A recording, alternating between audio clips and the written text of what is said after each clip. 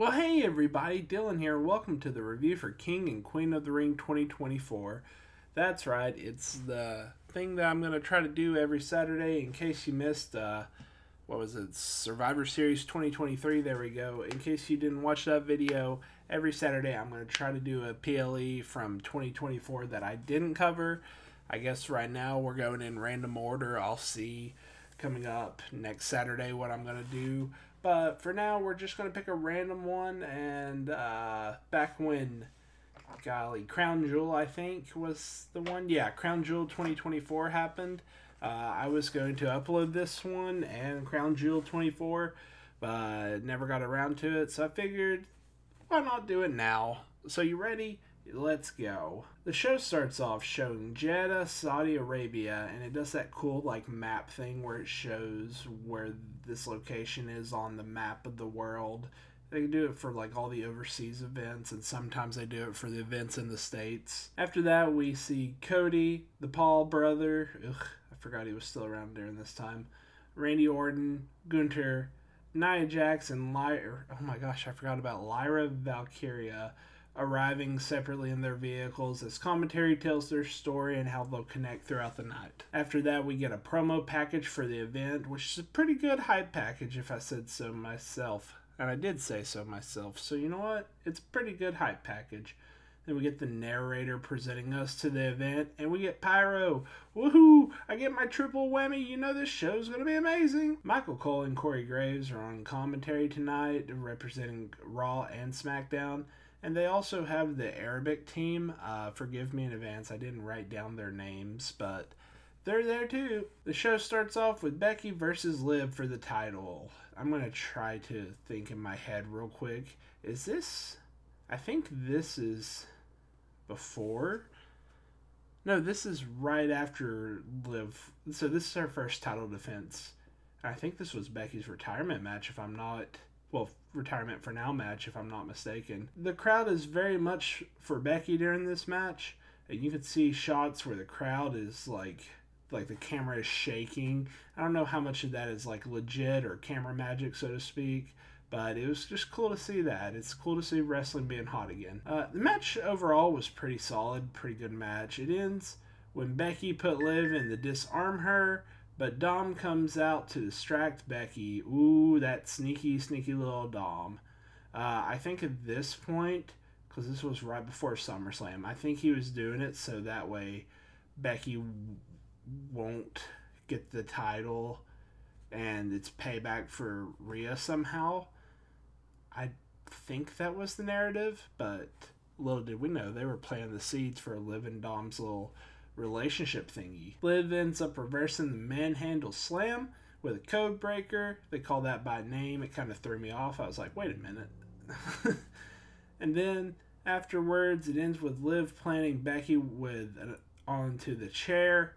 She gives her an oblivion onto it for the win. I think, me personally, they had a battle royale on Raw where I think Becky won it and then Liv won it the next week, or maybe like vice versa during this time.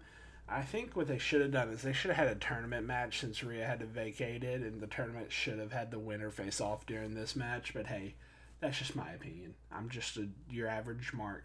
We have a little ad break, and then we come back to see a fair going on. They're talking about some type of a WWE fair they had in Saudi Arabia during this event, and that was freaking cool. I wish I could have seen that. That's dope. After that little plug, I guess, we have a triple threat between Big Bronson Reed, Chad Gable, and IC champ at the time, Sami Zayne. Hometown boy gets a huge, huge pop tonight. Wait a minute, is it technically still hometown if he was born there? Or is Arabic? I don't know how that works or how that would tie in, but you get what I mean. This was during the time where like they were teasing Alpha Academies breaking up. Well, I think they're called Alpha Babes now, but this was teasing them breaking apart from Chad Gable, and he was going to be like the abusive like dad figure, so to speak. That'll come into play later on. That's why I bring that up. During the match, they do an awesome like triple suplex where each competitor holds on to each other and, you know, 1, 2, 3. The definition of triple suplex. All right, enough of my sarcasm. This match was just amazing overall. Otis ends up running down like Big Bronson. Then Gable demands that Otis does the same to Sammy. He contemplates doing it for long enough, and after like some tension with Gable ultimately going outside and holding Sammy up, telling him, "You better do this or else." Otis goes to do it, but he hesitates before he hits Sammy. Gable starts to like berate him and shove him and try to hype him up and motivate him, but in reality it just pisses him off more. They try this clothesline spot again for Sammy. As Gable's holding him, Sammy ducks, and he ends up clotheslining Chad Gable instead. Gets a big pop. Camera like zooms in on his face to where it's kind of neutral. I popped personally when this finally happened. After Gable's taken out of the picture with that, Sammy rolls back into the ring, hits a haluva kick on Reed to retain the title. So yeah, this has to be before, like literally the event before SummerSlam, if I'm not mistaken, because Sammy's a champion at this point, so that's the only thing that would make sense. They show the pre-show tag team title match between the women of Team Bianca and The Way 2.0, as I tagged them. Team Bianca being her and Jade. And The Way 2.0, I think, was Indy, who was in the process of turning heel, and Candice LeRae. I just remembered Eddie Hartwell got released. That makes me sad. Alright, anyway, Team Jade, or Team Bianca, depends on which way you want to word it. They end up winning. After that, we get an interview from Byron Saxton with Team Jade about if they're on the same page or not. Jade accidentally calls the other team Team Candy, and I wrote at the time, I think I'm going to steal that.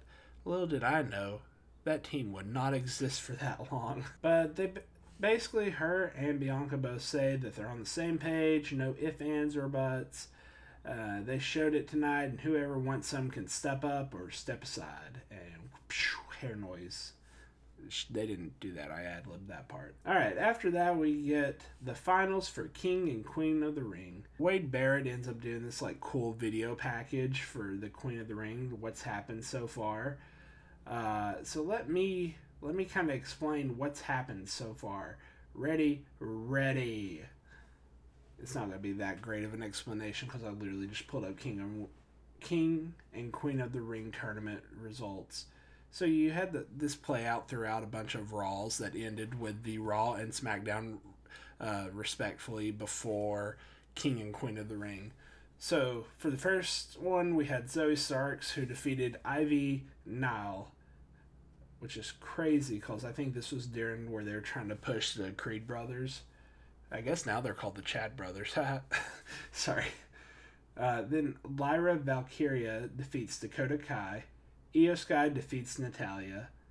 Nia Jax defeats Naomi for SmackDown side. Which, that's the first SmackDown one. Bianca Belair defeats Candice LeRae. Jade Cargill defeats Piper Niven. Tiffany Stratton defeats Michin. Shayna Baszler defeats Maxine Dupree. Then we go to the quarterfinals, where, let me just real quick, 1, 2, 3, 4, 5, 6, 7, 8. So yeah, we have 4 matches between the 8 winners. Io Sky ends up defeating Shayna Baszler. Lyra Valkyria defeats Zoe Stark. Bianca Belair ends up defeating Tiffany Stratton. And Nia Jax ends up defeating Jade Cargill. I remember that was by DQ. I'm not sure about the rest, but I remember that one. Fast forward a week of television. We go to the semifinals where Lyra Valkyria defeats Io Sky. Bianca Belair versus Nia Jax, where Nia Jax ends up winning. And right now, tonight, later on, we're going to have the final between Lyra Valkyria against Nia Jax to see who will be the Queen of the Ring. I'm going to mention it for both tournaments, but just to let you know right now, whoever wins, they have the added stipulation of whoever wins will be challenging I guess whichever champion they wanted, really. But yeah, because Blank ends up challenging Cody and Blank ends up challenging Bayley. So yeah, I guess it's whatever champion they wanted. But they end up challenging them at SummerSlam. After they do the breakdown of the Queen of the Ring tournament, we end up seeing like a little segment with A-Town Down Under and DIY the Street Profits with B-Fab.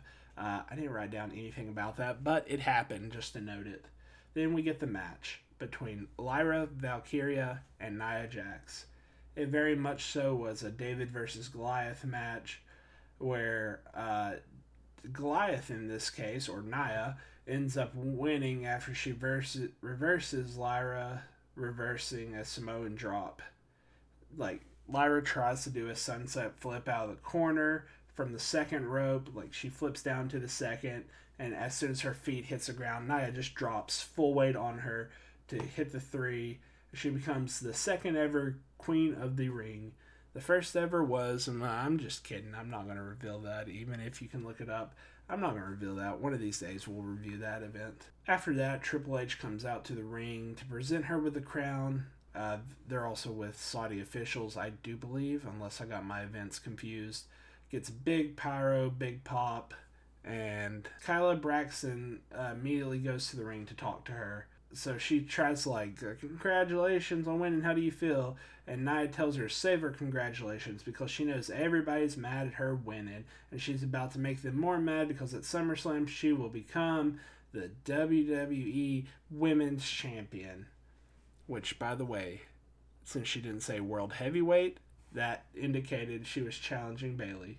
I wrote down, keep in mind, this was like in September or October when I did this note.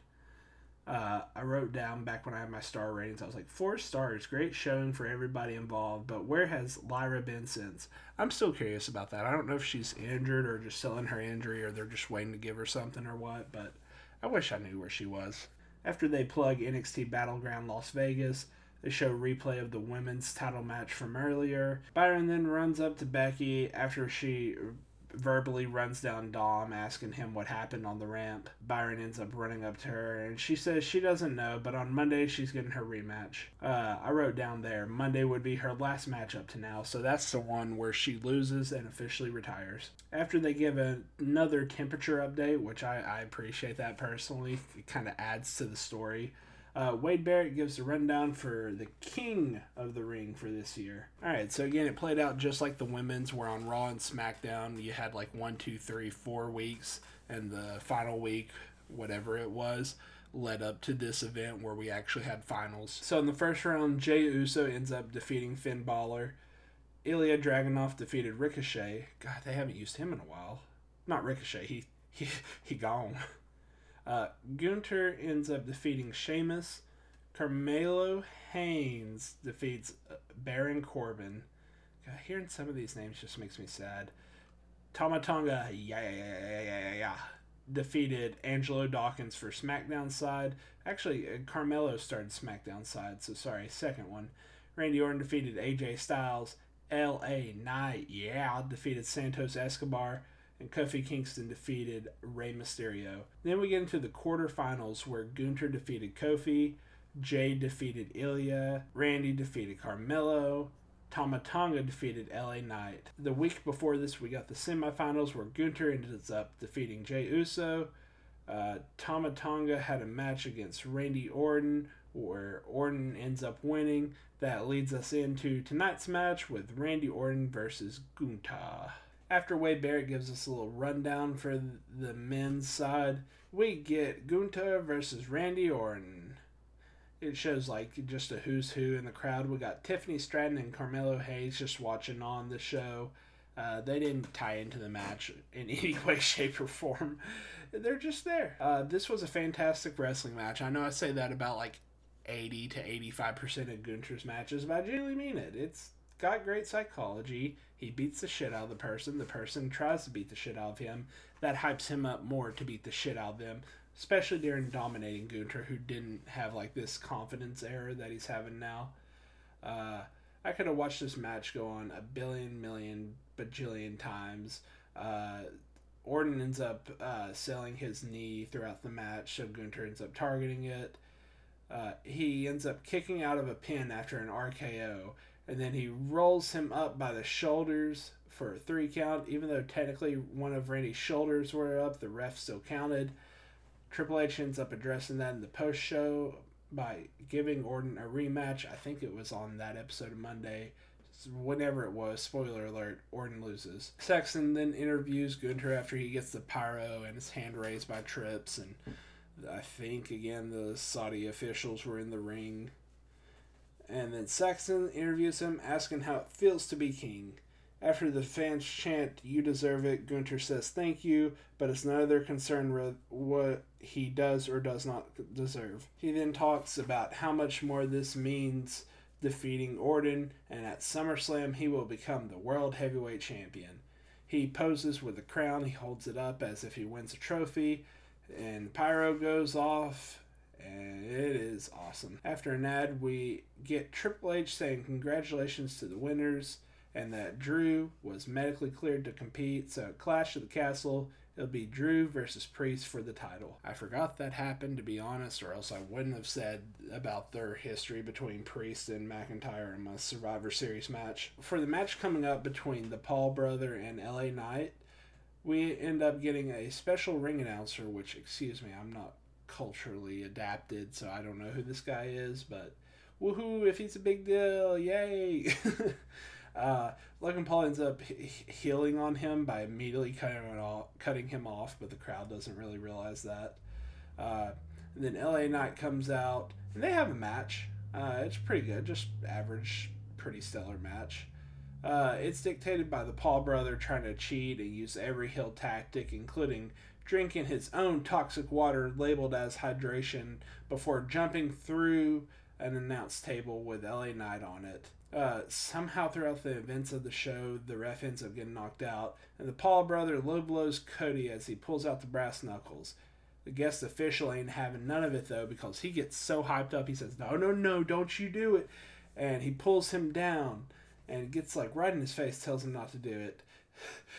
And the only time I will ever laugh at anything a Paul brother does, he looks at him and says, "Who the hell are you?" Oh! Ha! I said LA Knight. Guess what? This was actually Cody versus Paul. I forgot that even happened. Oh, I'm tripping. Sorry. And anyway, after the Paul brother says, "Who the hell are you?" Cody responds with, "I'm Cody Rhodes, bitch." After catching his fist, he ends up delivering 3 crossroads consecutively for the win. Cody gets pyro, and he gets the big, babyface moment in the ring. And I wrote down there, I could have sworn we had just seen that. They show a replay of the night to end things, and that's how we end this thing. Very redundant, Dylan. So yeah, despite the fact I said LA Knight, this was Cody Rhodes. My bad. My apologies. I forgot that this happened at this event. I thought it was 2023's event. Threw myself way off. Alright. Thanks for watching, guys. I love y'all. Sorry for making errors. See y'all. Today's theoretically Saturday. I didn't upload SmackDown. So I'll see you all Sunday. Either Sunday or Monday. Sunday's video might be on a little pause real quick, because I might be tired by the time this airs. Kayfabe though, brother. Anyway,